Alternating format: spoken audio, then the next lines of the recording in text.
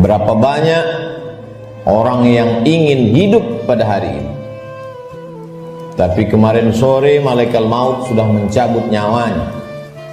Hari ini dia tidak lagi bisa hadir sholat Jumat. Dan andailah umur bisa ditambah, mereka amat sangat ingin ada bersama kita hari ini.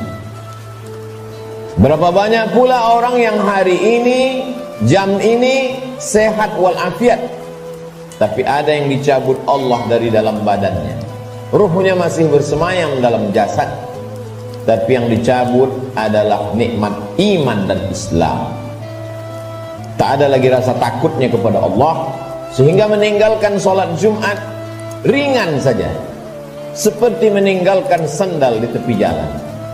Tak ada sedikit pun khawatirnya terkena azab kubur, tak ada takutnya pada azab neraka.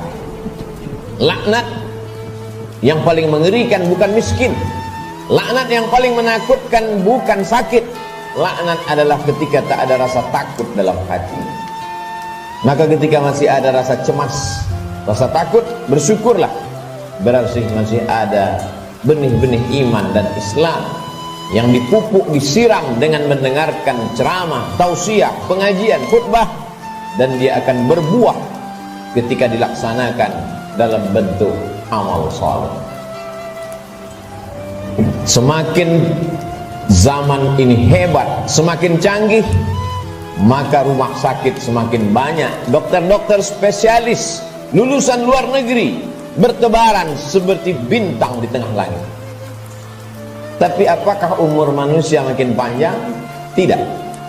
Apakah penyakit makin hilang? Tidak. Dulu zaman datuk nenek kita, mereka umur 70 tahun, masih tajam parang panjangnya untuk pergi ke sawah, ke hutan. Hari ini umur 40 tahun, pergi ke rumah sakit, terkena diabetes, terkena asam urat. Terlalu banyak daftar nama penyakit untuk disebutkan. Artinya apa? Kecanggihan teknologi tidak bisa menambah umur manusia. Kehebatan manusia dalam bidang multimedia telekomunikasi memang mempercepat hubungan, memang mempererat persaudaraan, tapi juga mempercepat kematian. Oleh sebab itu hidup manusia semakin singkat, hidup manusia semakin tidak bermakna. Cobalah kita renungkan berapa banyak saudara yang sebaya, yang seusia, satu sekolah, tetangga, kawan akrab, lebih muda dari kita, lebih sehat dari kita, lebih ganteng dari kita, tapi ternyata mereka tidak lagi bersama dengan kita. Lalu apa yang perlu kita siapkan? Yang kita siapkan adalah bahwa ketika ruh keluar dari jasad, tidaklah seperti tetesan embun yang jatuh dari daun yang basah.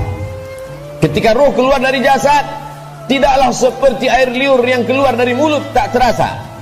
Ketika ruh keluar dari jasad, Nabi SAW bertanya kepada orang-orang yang ruhnya sudah keluar dari jasad ketika beliau Isra dan Mi'raj, bagaimana yang kalian rasakan wahai mayat, wahai ruh yang pernah bersemayam dalam jasad lalu kemudian keluar dari jasad? Mereka menjawab, seperti kambing yang dikuliti hidup-hidup. Mereka menjawab, seperti tebasan pedang di tempat yang sama diulang beratus kali. Mereka menjawab, seperti mata kail pancing ditarik dari kulit yang basah, tercabut urat-urat dan dagingnya ikut ke mata kail pancing. Begitulah sakitnya. Lalu yang perlu kita siapkan, apa yang bisa meringankan sakaratul maut itu? Di antara yang bisa meringankan sakaratul maut adalah shadaqatus sirri tadfa'u mitatasu, sedekah menghilangkan mati su'ul khatimah. Selama ini kita diajarkan berdoa, Allahumma hawwin alaina fi sakaratil maut, ringankan kami waktu sakaratul maut ya Allah. Baik, doa bagus. Habis selesai salat meminta kepada Allah, Allahumma hawwin alaina fi sakaratil maut. Indah, cantik. Tapi ada yang lebih bagus lagi untuk supaya kita ringan waktu sakaratul maut, yaitu dengan cara